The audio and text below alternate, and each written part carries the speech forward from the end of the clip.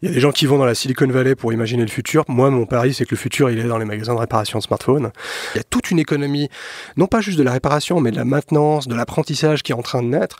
Et moi, qui me fascine et que j'essaye de documenter. Bonjour et bienvenue dans Be My Guest. Je vous emmène à la rencontre de ceux qui pensent et de ceux qui font le digital. Aujourd'hui, je reçois Nicolas Nova, qui est chercheur, consultant, speaker, aussi prof à l'école de design de Genève. Il est le cofondateur du Near Future Laboratory, qui est une agence de recherche basée en Europe et en Californie, qui fait de l'anthropologie des technologies. Il va nous expliquer tout ça. C'est un métier qui consiste à clarifier le présent. Comment est-ce que les utilisateurs de technologies, entre autres, s'approprient les services et les produits qu'on met entre leurs mains. Dans un deuxième temps, on va parler de l'art de la prospective. Comment prédire le futur.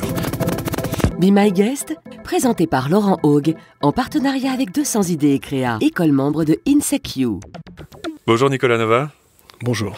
Vous êtes anthropologue des technologies. Qu'est-ce que ça vient faire dans le monde des entreprises, l'anthropologie ? C'est vrai que quand on utilise le terme d'anthropologie, on se représente plutôt des gens à l'autre bout du monde qui sont en train d'observer des tribus. Moi, ma pratique, elle est du même ordre que celle de l'anthropologue classique, consiste à observer, à s'immerger dans une culture, à faire des entretiens, à comprendre comment les gens se représentent tel ou tel phénomène, et d'appliquer ça à l'usage des technologies, aux technologies numériques, le faire d'une manière académique d'un côté, mais aussi dans le monde de l'entreprise, auprès d'organisations qui essayent de comprendre qu'est-ce que ça signifie en fait d'innover, de proposer des changements, par exemple technologiques avec le numérique, et d'imaginer des nouvelles pistes de produits, de services qui pourraient se baser, en fait, se nourrir de cette compréhension des usages, des gens actuellement et possiblement demain.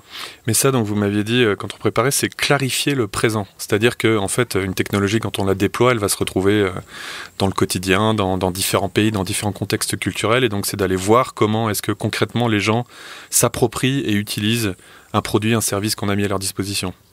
C'est vrai que quand on est sollicité, comme moi et mes collègues, pour justement essayer d'aider à faire comprendre de quoi sera fait le futur, une première étape, c'est d'essayer de saisir justement les usages actuels, les détournements, les manières très normales d'utiliser les technologies et les manières complètement bizarres et étranges, et d'utiliser cette connaissance en fait pour élaborer des scénarios possibles sur des possibilités faciles à court terme à imaginer, d'autres qui pourraient être une compréhension des freins à certaines innovations technologiques, et au final aider sur cette clarification d'aujourd'hui à imaginer demain.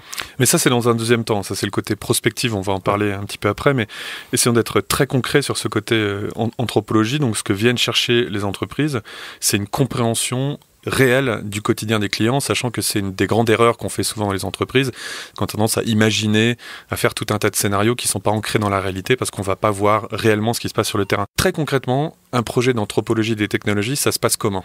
Si on prend un exemple de projet dans lequel l'anthropologie peut être conviée, un projet d'innovation, de manière un peu générale, ce qui se passe, c'est qu'il y a une espèce d'interrogation chez un client sur telle ou telle nouvelle technologie, casque de réalité virtuelle, véhicule autonome, nouveau service de l'économie collaborative, et qui, sur la base en fait de cette possibilité-là, une interrogation de se dire mais qu'est-ce qui existe déjà en fait ? Comment ces pratiques-là, elles sont déjà plus ou moins existantes ? Et qu'est-ce que ça veut dire par exemple une voiture autonome ? Ça existe déjà ? Comment on va voir ? Si on fait une fausse voiture autonome, on dit aux gens que la voiture elle est conduite par un ordinateur, on regarde comment ils réagissent. Enfin, comment est-ce que concrètement on peut anticiper sur les technologies qui n'existent pas ? En général, les technologies, elles s'inscrivent toujours dans une espèce de généalogie et des lignées. Même si la voiture autonome, c'est quelque chose de nouveau, l'automatisation qui est portée avec le véhicule autonome, on la retrouve dans les prototypes de véhicules autonomes, dans les rues de Sion, de Lausanne, de Lyon, de Paris, il y a des projets de véhicules autonomes, donc ils sont plus de l'ordre du prototype que l'on peut aller examiner, observer, comprendre. Donc ça, c'est une chose.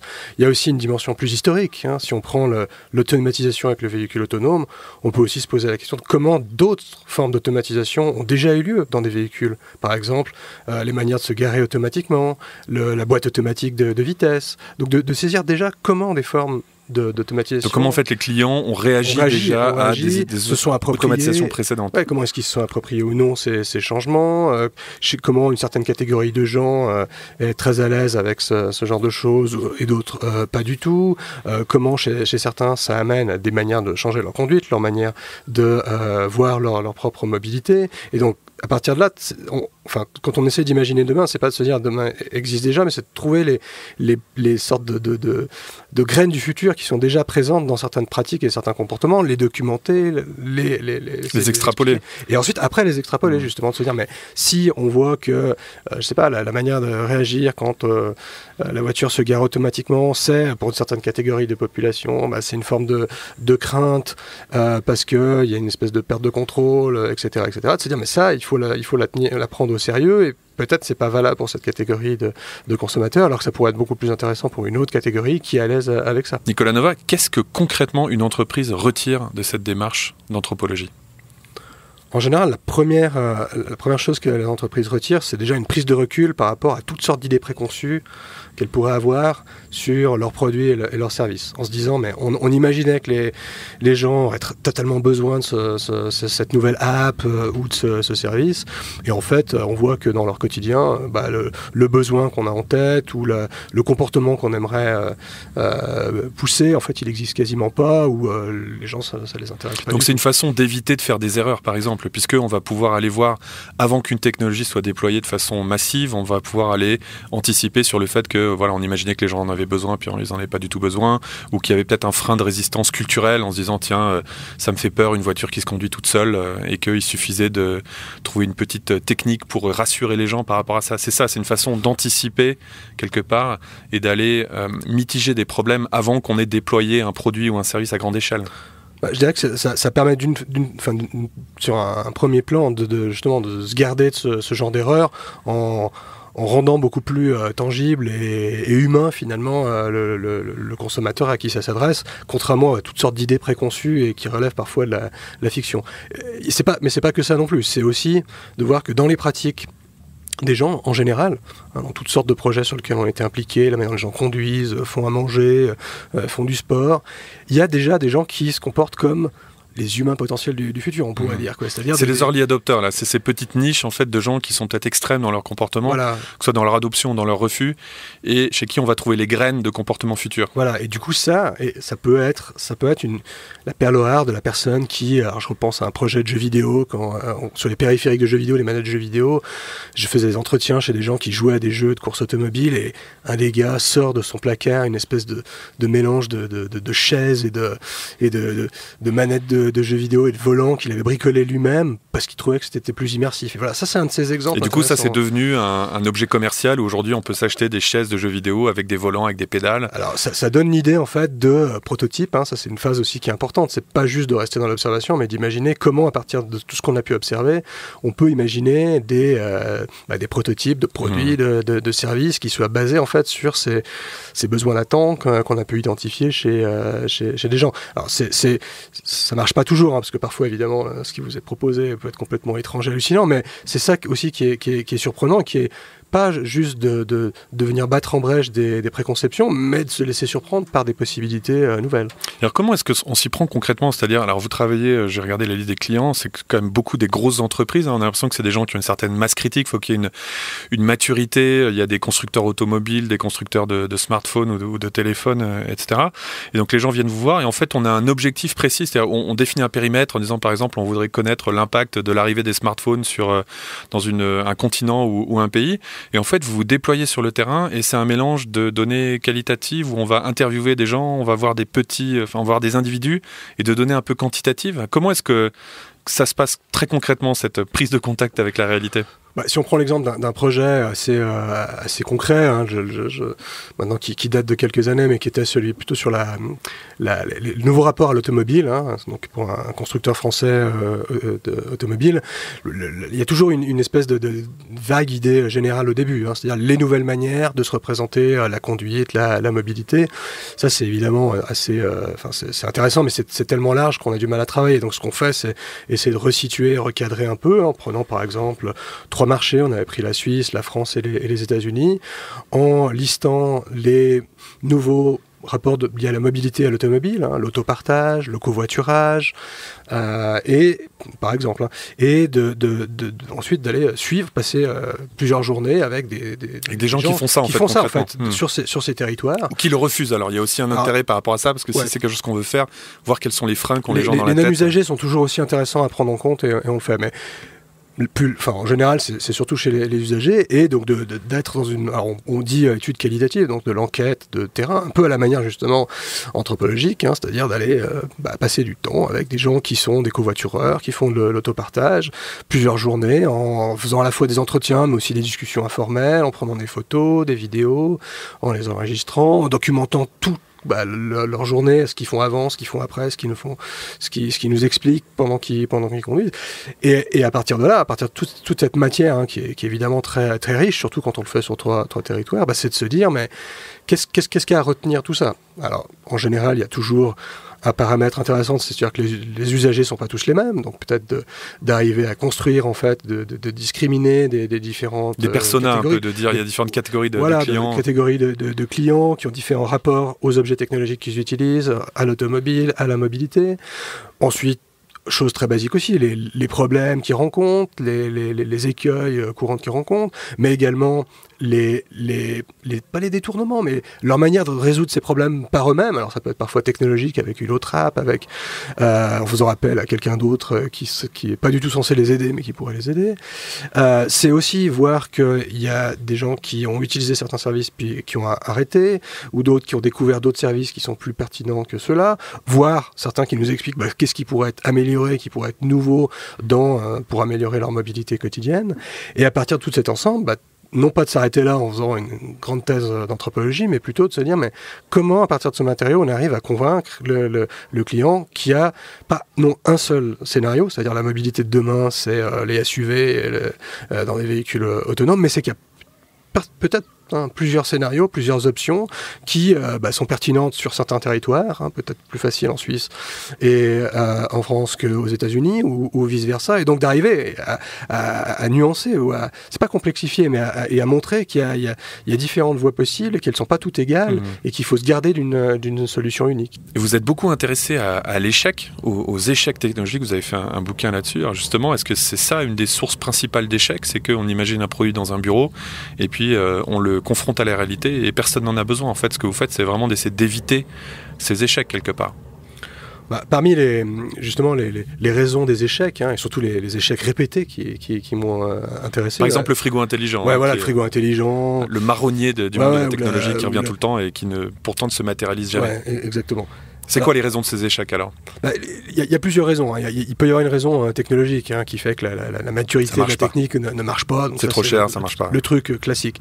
Mais plus largement, et en général, pour moi, c'est au-delà de la question technologique, c'est plutôt qu'il y a un décalage profond entre les idées, les sortes de idées préconçues que se font les concepteurs, qui peuvent être des ingénieurs, des designers. Qui sont quand même souvent des hommes, entre 30 et 50 ans. Qui ont leur propre représentation. Exactement, qui ont vraiment c'est très homogène, alors que justement les clients sont très hétérogènes. C'est des grandes erreurs que font les entreprises. Et donc un décalage entre cette vision des gens qui vont utiliser leurs produits et la réalité des pratiques qui est à des années-lumière. Enfin, je me rappelle de projets justement de frigos intelligents qui pouvaient automatiquement être réassortis. Et le pack de lait restait sur le pas de la porte et en été, c'était pas terrible pour le lait. Donc des choses tout à fait basiques, d'oublier que le lait n'arrive pas tout seul dans le frigo. Donc c'est un exemple absurde quand on le dit comme ça. On se dit mais comment c'est possible qu'il n'y ait pas pensé. Il y a cette notion derrière dans le frigo intelligent qu'on va vouloir remanger ce qu'on vient de manger. Quoi. Si on sort une pizza, ça commande une pizza. Ouais. Voilà, alors que c'est pas du tout comme ça qu'on vit. Donc il y a toutes sortes de grandes idées comme ça qui sont véhiculées. Je pense tout ce qui tourne autour de ce qui va rendre la vie plus facile et l'automatisation. Dans le frigo qui va faire les courses à notre place, la smart home qui va, gérer la température à notre place, et qui, quand on regarde les pratiques des gens, d'un côté il y a une grande envie de se décharger de tâches et d'activités que les gens n'ont pas envie de faire. donc tout content d'avoir le frigo qui fait les courses à leur place, mais après un décalage avec le fait que quand une machine fait la chose à votre place, elle la fait pas de la même manière que vous souhaitez, et du coup, c'est pas la bonne température. Les projets de smart home, ça c'est fantastique, sur les questions de domotique et de régulation de température, avec des gens dans des couples et des familles qui s'engueulent parce que le système est régulé par rapport à un certain genre de relation à la température, puis ça plaît pas du tout aux autres personnes dans le couple. Alors c'est ça que je trouve intéressant, c'est le facteur humain finalement. C'est ce facteur humain qui est parfois lié à des non prises en compte de phénomènes qui peuvent être totalement culturels, qui peuvent être la marotte personnelle des personnes, etc. Et donc ça se déconstruit en fait en essayant de s'intéresser à qu'est-ce qui fait le quotidien des gens. Et vous sortez les gens de leur bulle en fait, et c'est vrai qu'on voit qu'il y a un espèce de fantasme théorique par rapport à la technologie. Là, je disais tout à l'heure une news sur le fait qu'il y avait de la fraude au vomi dans les voitures Uber, donc des chauffeurs qui prennent des fausses photos et qui ensuite font une charge extra sur le client. Et donc c'est un truc clair que quand on design Uber, on n'imagine pas qu'un jour il y aura un problème avec des chauffeurs qui font de la fraude au vomi. On n'imaginera pas que les chauffeurs se déloguent tous de l'app pour faire monter les prix et qu'ils reviennent quand il y a le multiplicateur qui est actif. Enfin voilà, c'est ce facteur humain qui vient toujours un peu contrecarrer les plans qu'on fait dans un bureau dans la Silicon Valley, où on pense que le client est une seule type de personne très homogène à qui on va pouvoir donner n'importe quoi et qui vont faire ce qu'on leur demande, quoi. Et qui est intéressant, parce que nous de plus en plus dans des mandats, des missions sur lesquelles on a amené à travailler, on nous sollicite aussi pour anticiper les problèmes et les détournements de certaines technologies. Par exemple, je me rappelle, j'ai fait une longue enquête de 3 ans sur les usages du smartphone, dans lequel j'ai vu toutes sortes de détournements, et notamment sur les applications qui servent à compter des pas, en fait, parce que dans certains pays, on peut avoir un rabais avec l'assurance, et j'avais vu des gens qui avaient une espèce de dispositif qui secouait le smartphone pour faire croire en fait que la personne marchait beaucoup. Vous mettez le Fitbit sur le collier du chat. Ça c'est une autre option. Donc j'aime bien documenter ces cas-là pour aussi nous en servir ensuite pour pouvoir justement anticiper. Alors je sais pas si c'est le faux vomi des Goonies ou de Uber ou toutes sortes de choses. Et donc de montrer aussi qu'on peut anticiper et voir qu'il va y avoir des mauvais usages de certaines technologies qui peuvent être potentiellement rédhibitoires. C'est la phrase de William Gibson qui est très connue dans votre métier, dans le mien. Le futur est déjà là, il n'est pas distribué de façon uniforme, et donc c'est cette idée que ce que vous faites, c'est que vous allez chercher ces poches de futur. Moi, il y a un exemple qui m'a toujours beaucoup frappé, c'est dans les années 90. On se moquait beaucoup des touristes japonais, parce qu'on disait ils descendent du bus, ils mitraillent de photos, ils remontent dans leur bus, et puis aujourd'hui on voit que tout le monde on est tous des touristes japonais. Exactement, on est tous des touristes japonais. Finalement on s'est moqué d'eux en se disant ils sont bizarres, et en fait c'est juste que eux avaient accès à la technologie avant nous, parce qu'ils avaient déjà des appareils numériques et déjà la possibilité de faire des photos pas trop chères, et du coup apparemment quand on mélange un humain avec un appareil photo un peu cheap, c'est ce qui se passe. Donc c'était des early adopters, je sais pas comment ça se traduit en français, mais c'était pas des gens bizarres, on les a pris pour des gens bizarres, mais c'était juste qu'ils étaient un peu en avance sur nous. Si maintenant on vient à ce deuxième métier, donc il y a le côté anthropologue, vraiment clarifier le présent, et il y a le côté prospectiviste, qui consiste à anticiper les usages de demain. Alors ça, en quoi ça consiste? Et si on prend par exemple un projet très concret, c'est ce catalogue que vous avez fait pour Ikea. Alors, la prospective, c'est l'idée non pas de prédire le futur, mais plutôt de proposer un ensemble de scénarios qui permettent de réfléchir, de discuter, de débattre des possibilités. Alors ça, c'est une grande différence avec les futuristes, justement. Il y a pas mal de futuristes qui arrivent en vous donnant des futurs en général, précis. Il y en a un seuil. Voilà, exactement. Il y en a un seul. On vous dit en 2025, il va se passer ça, etc., etc. Bon, ce que vous faites, vous, c'est pas du tout ça. Ce que vous n'êtes pas affirmatif, mais vous dites devant nous, si on extrapole un petit peu ces fameux signaux qu'on a regardés dans ce premier pas un peu anthropologique, c'est qu'il peut se passer différents scénarios. C'est ça de faire de la prospective. Sous telle condition, il peut se passer ça, sous telle autre condition, il peut se passer ça, et du coup d'avoir un petit peu plus d'humilité devant le fait que le changement, c'est difficile à prédire. Et là, ce que ça va donner pour une entreprise, ça va lui dire ça va lui donner comme ça des signaux qu'il faut observer, qui vont lui permettre ensuite d'adapter sa stratégie en fonction de ce qui se passe. Mais si on revient concrètement à ce catalogue Ikea, par exemple, est-ce que vous pouvce que c'était concrètement ce projet? Alors, avec Ikea, qui nous avait sollicité travailler sur la place des objets connectés dans la sphère domestique, dans l'intérieur de la maison, ce qu'on a fait, c'est utiliser ce genre de démarche prospective, avec une logique, on appelle ça design fiction, donc de proposer des scénarios qui matérialisent ces changements technologiques ou autres, et le faire en étant le plus proche possible de la manière de les représenter. Donc ce qu'on a fait, c'était le catalogue d'IKEA dans 5 ans. Dans ces démarches de design fiction, on produit des catalogues, des manuels d'objets qui n'existent pas encore, des vidéos qui montrent les usages et justement ce qui ne marche pas avec certaines technologies. Là, comme c'était IKEA, c'était évidemment parfait d'utiliser le format du catalogue et de mettre en fait dedans toutes sortes de services, de prendre toute la gamme d'objets classiques IKEA et d'imaginer avec eux, on a fait ça à Stockholm, d'imaginer avec eux comment un lit, comment une bibliothèque... Comment est-ce qu'ils vendraient un lit connecté? Comment il serait vendu, quel genre de service il y aurait, quels seraient les prix. Alors, évidemment, c'est pas forcément ça qu'il y aura en 2025, mais c'est plutôt de passer... ça permet de réfléchir, en fait. Ouais, en passant par la fin, en se disant, mais je sais qu'Amazon fait ce genre de démarche aussi, en forçant pour l'évolution des produits Amazon, en disant, mais quel sera le press release, quels seront les retours des clients positifs, négatifs, plus ou moins positifs, plus ou moins négatifs. Alors, par exemple, dans le catalogue IKEA que vous aviez fait, il y avait quoi avec des objets connectés? Si on prend on prend l'exemple de la bibliothèque, par exemple, qui est l'exemple assez facile d'imaginer. Une bibliothèque, c'est un ensemble de livres. Les livres se dématérialisent, donc il y en a une partie dans le cloud.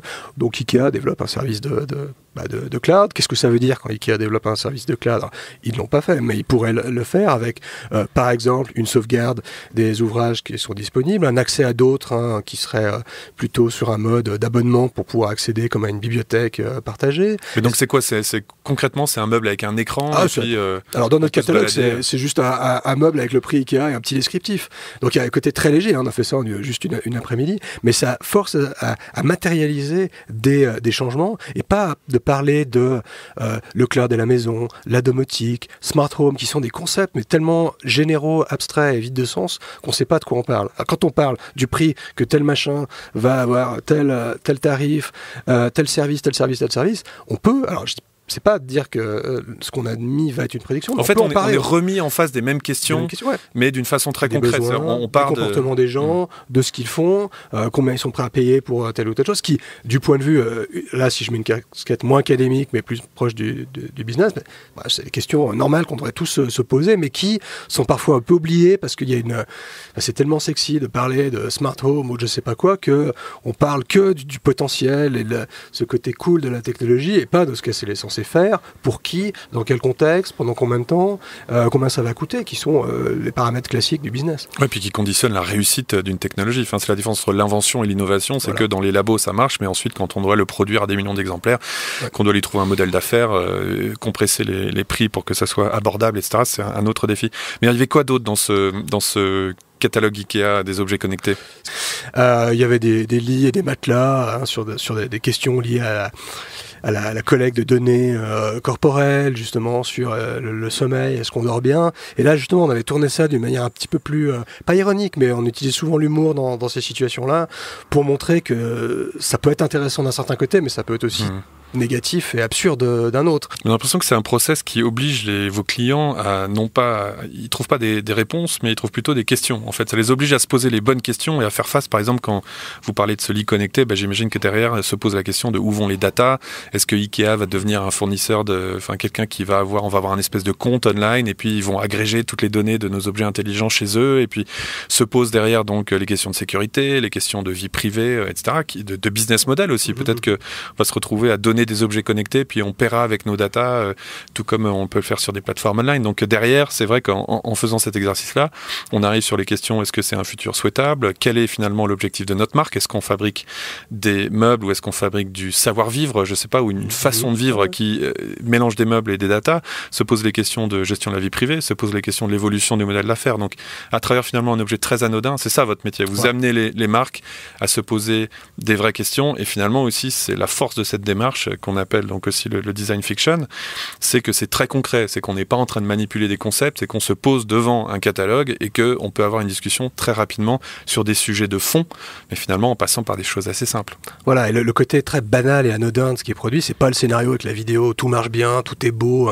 comme dans certaines vidéos de grandes boîtes technologiques, c'est de revenir à des choses finalement qui sont très communes, mais qui sont le nerf de la guerre en fait, et ce qui compte et ce qui est important pour les usagers avec lesquels on a pu passer du temps, et que souvent on oublie parce que c'est plus intéressant de spéculer sur les cases de réalité virtuelle et les smart homes que la réalité des embêtements ou des possibilités qui sont offertes par ces objets-là.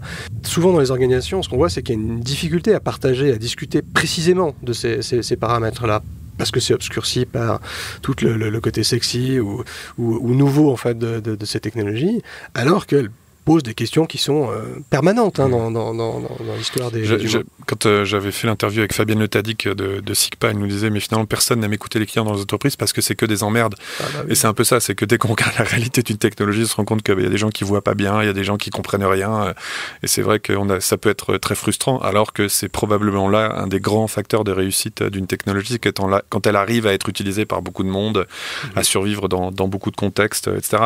Mais cette idée de prédire le futur, donc on comprend bien que c'est une aide stratégique pour une entreprise, puisque plus on va pouvoir voir vers où va le marché, où vont les usages, où va le business model, on va pouvoir anticiper, se préparer.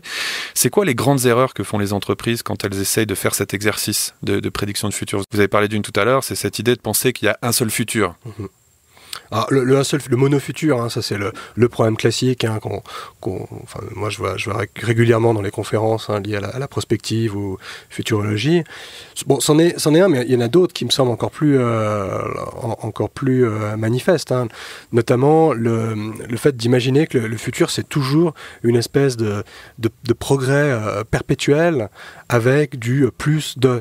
Et alors, la victime classique là-dedans, c'est par exemple les télévisions, on a la 4K, les écrans qui se courbent, et puis un décalage total justement avec ce que font les gens, et qui amène toujours à une espèce de minorité. C'est-à-dire toujours en fait penser que le progrès va venir de faire la même chose mais mieux. Mais mieux avec un oubli que il y a plusieurs trajectoires possibles. C'est comme dans une négociation, quoi. Il ne s'agit pas juste d'une négociation. Un bon exemple, c'est peut-être les consoles de jeux, en fait, où on voit qu'il y a quelques constructeurs qui sont partis sur une course à l'armement, voilà. des processeurs de plus en plus forts, et puis il y a Nintendo qui prend tout le monde par le côté, en amenant une console où on peut jouer en étant debout devant sa télé, à l'époque de la Wii, par exemple, et du coup qui refuse de faire la course à l'armement sur la force des processeurs, mais qui arrive avec des nouveaux usages. C'est pour ça que je faisais l'analogie avec les négociations, dans lesquelles souvent il y a une focalisation sur la dimension financière, alors qu'au fond, il y a plein de paramètres possibles sur lesquels il est possible de négocier.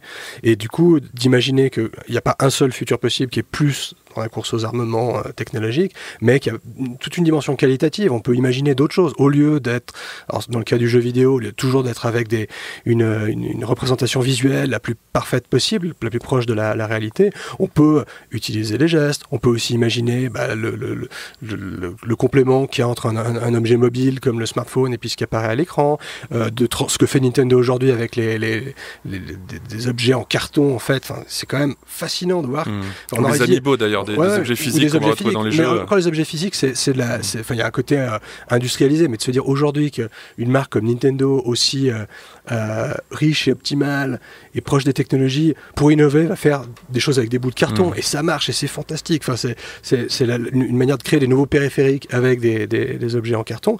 C'est parce qu'ils ont su justement élargir le spectre des futurs possibles, et pas se dire il y en a qu'un, il y en a plein d'autres, et on va les explorer, et ils le font avec une certaine qualité. Avec les modèles d'affaires aussi, on voit aujourd'hui une des grandes innovations du jeu vidéo, c'est le free-to-play, donc le jeu est gratuit, alors qu'avant ça coûtait très très cher, et ensuite on va payer des trucs petit à petit dans le jeu. Il y a des jeux comme Fortnite qui font 1 milliard de chiffre d'affaires comme ça. Donc là on parle vraiment de cette idée de faire de la prospective, le design, en utilisant le design fiction, donc pour anticiper les usages à venir. Alors vous avez fait un autre projet très intéressant, vous avez fait un manuel de voiture autonome, donc le manuel d'une voiture qui n'existe pas. Et alors comment ça s'est passé ce projet, qu'est-ce que vous y avez appris? C'est un projet qu'on a fait dans le cadre d'une conférence de designers d'interaction à San Francisco, dans lequel on cherchait à montrer comment justement ces démarches de design fiction pouvaient avoir une pertinence pour autre chose que du web, du mobile, en prenant la voiture autonome comme un objet nouveau, un objet qui est intéressant, qui est vendu en tout cas comme imaginaire dans les médias. Qu'on imagine en tout cas être vendu à très grande échelle dans pas longtemps. Ouais.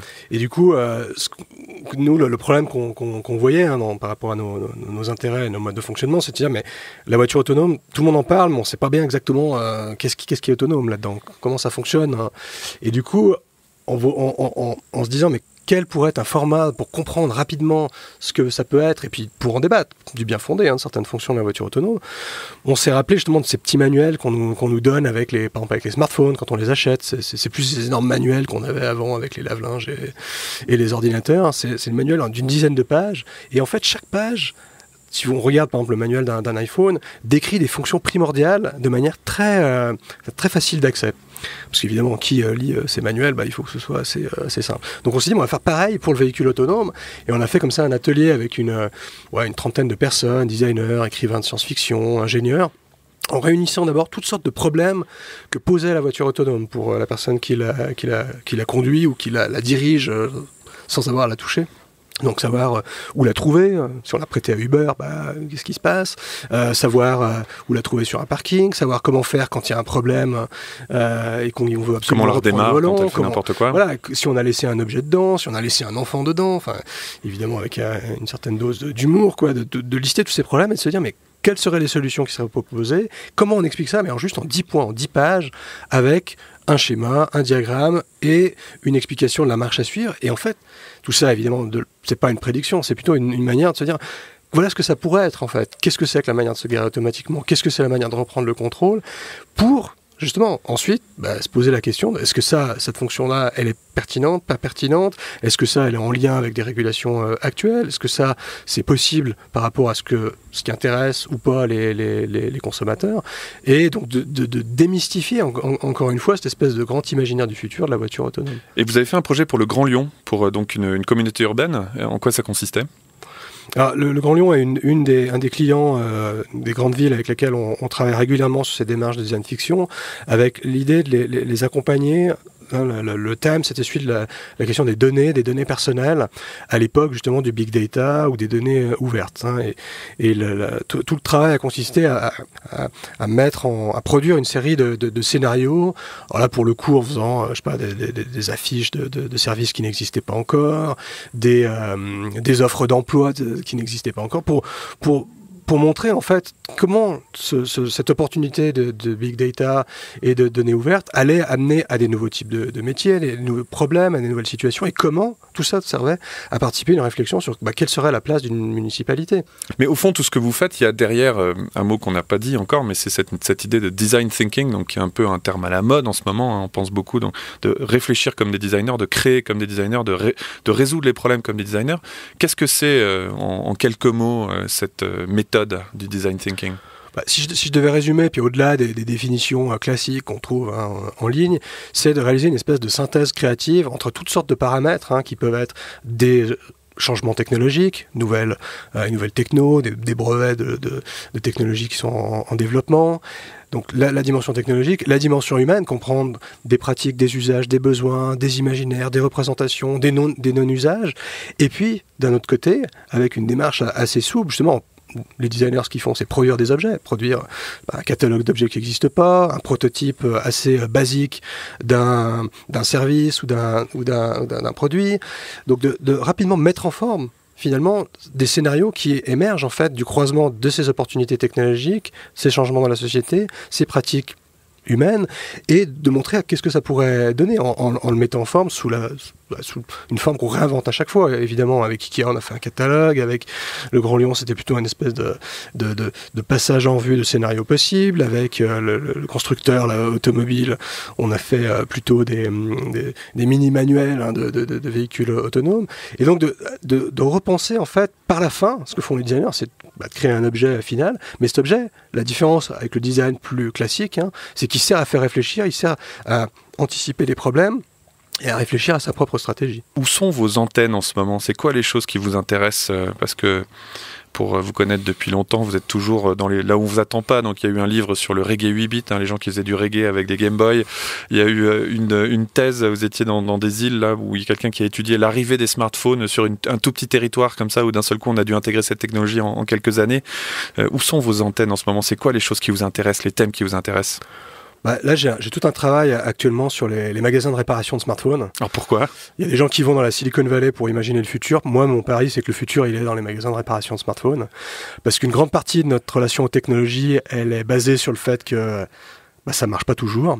Et donc, tous ces magasins, qui s'appellent d'ailleurs Dr Smartphone, la clinique du téléphone cellulaire, etc., sont des lieux formidables de compréhension de toutes sortes de problèmes, de comportements, de réactions que les gens ont avec les technologies, d'une part. Donc, c'est une manière de capter, en fait, l'évolution de notre relation complexe avec les technologies, mais c'est aussi une manière de voir comment des gens, surtout dans les magasins non officiels, sont capables de réparer des objets qui sont absolument pas vendus comme réparables par les grandes marques, sont capables d'obtenir une forme de compétence sur leur réparation et aident les gens dans une forme d'innovation sociale à avoir une relation plus pacifiée ou domestiquée avec leur batterie de téléphone, avec la mémoire de leur téléphone. Et donc, il y a toute une forme d'innovation nouvelle qui apparaît dans ces lieux que je trouve intéressante à documenter. Et qui apparaît un peu à l'insu de ces marques, qui pensaient justement contrôler toute la chaîne, donner des objets qu'on est obligé de racheter ou de leur envoyer pour les réparer. Et comme il y a eu un déséquilibre, justement, ça coûtait peut-être trop cher ou c'était trop compliqué, eh bien, il y a des services comme ça un peu organiques, locaux qui naissent avec des gens qui rentrent dans cette niche-là. Et vous dites que là, il y a des usages, il y a des choses à comprendre pour les grandes marques. Il y a énormément de choses à comprendre, à la fois pour les grandes marques, notamment sur les questions du téléphone, mais au-delà de ça, vu que les téléphones sont des espèces d'ordinateurs, des machines à communiquer, des intelligences artificielles, la manière de voir comment des réparateurs apprennent aux gens qui viennent dans ces magasins à comment mieux utiliser leur batterie, comment mieux utiliser Siri, comment mieux gérer finalement la mémoire du téléphone. Ça m'indique en fait, on pourrait dire qu'il y a un besoin, qu'il y a quelque chose qui est laissé et que comme tous les objets du monde sont en train de se smartphoniser, on pourrait dire. Finalement, ce que ces services apportent, on va les voir après de manière généralisée. C'est-à-dire, il y a déjà ça aux États-Unis, il y a des coachs pour gens qui ont des thermostats Nest qui apprennent automatiquement, mais personne arrive bien à les utiliser. Donc il y a quelqu'un qui vient et puis qui explique comment bien l'utiliser, comment. Et donc ça, c'est les opportunités en fait business. C'est les métiers de demain. C'est les métiers de demain qui naissent. Alors là, c'est des magasins de smartphones, mais qui vont se voir plus largement. Il y a toute une économie, non pas juste de la réparation, mais de la maintenance, de l'apprentissage qui est en train de naître. Et moi, qui me fascine et que j'essaye de documenter. Et vous passez beaucoup de temps aussi avec des étudiants, jury de thèse, à travailler comme ça avec des doctorants, avec des fonds aussi qui sélectionnent des projets. C'est quoi les autres thèmes qui vous intéressent en ce moment ou les idées un peu émergentes qui vous intriguent? Il y a un domaine peut-être un peu plus moins hardware et plus logiciel qui m'intéresse, c'est la manière dont les machines en fait commencent à avoir des comportements. On parle de machine learning, intelligence artificielle, et du coup, ça amène à toutes sortes de... Des personnalités un peu. Ouais, de personnalités, et donc comprendre qu'est-ce que c'est que notre relation avec des machines à comportement. Et là, il y a des projets, alors comme je suis justement dans le monde des écoles d'art et de design, et que j'ai plusieurs étudiants qui travaillent sur ces questions, je trouve intéressant de voir comment des gens plus jeunes s'approprient ces enjeux-là en se disant, mais qu'est-ce que c'est qu'une machine qui apprend du comportement des autres? Qu'est-ce que c'est qu'une machine qui vient stimuler ou changer votre comportement en vous proposant comment mieux discuter, échanger. Il y a une ancienne étudiante, Mathilde Boenner, qui travaille là-dessus avec des espèces de coach artificiels. Alors évidemment, il y a des situations absurdes qu'elle met en scène dans son travail, mais qui sont pour moi une manière d'explorer cette nouvelle relation qu'on a avec les machines qui passe par la création d'espèces de comportements qui sont pas forcément singés sur l'être humain, mais qui peuvent être peut-être propres aux machines et qui sont quelque chose qu'on a du mal à se représenter. Et les travaux de designers ou d'artistes que je peux voir dans des jurys m'intéressent parce qu'ils nous permettent d'explorer en fait ça, de voir qu'est-ce que c'est quand des machines ont des comportements. Comment nous on réagit, qu'est-ce que ça peut donner, comment ça peut se traduire de manière complètement pratique ou alors complètement absurde. Il y a cette vidéo extraordinaire qui a été faite par un étudiant que vous m'aviez envoyé sur le professeur d'algorithme où quelqu'un, ça se passe à Tokyo, donc c'est la fiction. Shanghai, voilà, c'est la fiction et en fait on lui amène les aspirateurs automatiques qui se comportent mal, qui comprennent pas qu'il y a un endroit où ils doivent pas aller, etc. Et donc lui il a un espèce de bâton puis il apprend à ses aspirateurs à marcher droit finalement et à se remettre dans le droit chemin. Donc il y a derrière cette idée que peut-être il y a des algorithmes qui vont apprendre de travers et qu'il va falloir les remettre sur le bon chemin, les rééduquer. Voilà, c'est vrai que c'est des choses. Ce qui existe déjà, c'est ce que font les gens qui doivent entraîner Siri ou M ou tous ces assistants virtuels. Il y a des personnes qui sont payées pour finalement remettre dans le droit chemin les assistants virtuels, les IA, les intelligences artificielles qui sortent du cadre. Donc moi, ce que je trouve intéressant en travaillant notamment avec des étudiants qui s'emparent de ces questions, c'est qu'ils, là encore, avec leur démarche des designers ou d'artistes, ils vont mettre en forme des problèmes qui sont latents, des situations dont on n'a pas forcément conscience. Ils vont le faire alors, parfois en jouant avec l'humour, en extrapolant sur des choses qui sont peut-être un peu étranges et absurdes, mais ça nous rend attentifs à des changements technologiques qui sont globalement assez inévitables. Voilà, des choses que peut-être on n'a pas pu imaginer au tout départ de la conception d'une technologie. On n'a pas forcément pensé qu'on allait arriver à tel problème. Je lisais aujourd'hui qu'il y avait un problème d'attribution en fait, de l'intelligence artificielle, c'est-à-dire des gens qui prennent l'intelligence de quelqu'un d'autre et qui la déploient en disant qu'elle est à eux, alors que c'est quelqu'un d'autre qui a entraîné le modèle. Et donc une des solutions qu'on mettait, c'est que de créer des espèces d'exceptions, c'est-à-dire que par exemple, un algorithme de reconnaissance d'image, une image très précise, quand il la reçoit, il a un espèce de comportement un petit peu aberrant qui permet de dire, enfin qui permettrait à l'auteur de cet algorithme de prouver que c'est bien lui, le papa de cette intelligence, et au cas où il se la fait piquer, en fait, qu'il ait une espèce de clé magique comme ça, où il pourrait prouver que quelqu'un lui a piqué son algorithme. Voilà, j'imagine que le vol d'algorithme, c'est pas forcément quelque chose qu'on a imaginé il y a 20 ans, quand on a commencé à travailler sur l'intelligence artificielle de façon aussi massive. Merci Nicolas Nova. Merci. Merci d'avoir écouté cet épisode de Be My Guest. Je vous rappelle que désormais, vous pouvez retrouver l'émission sur votre plateforme de podcast, iTunes, Spotify, Deezer ou Google Play. Je vous retrouve avec plaisir le mois prochain. C'était Be My Guest, présenté par Laurent Haug, en partenariat avec 200 idées et créa, école membre de INSEQ.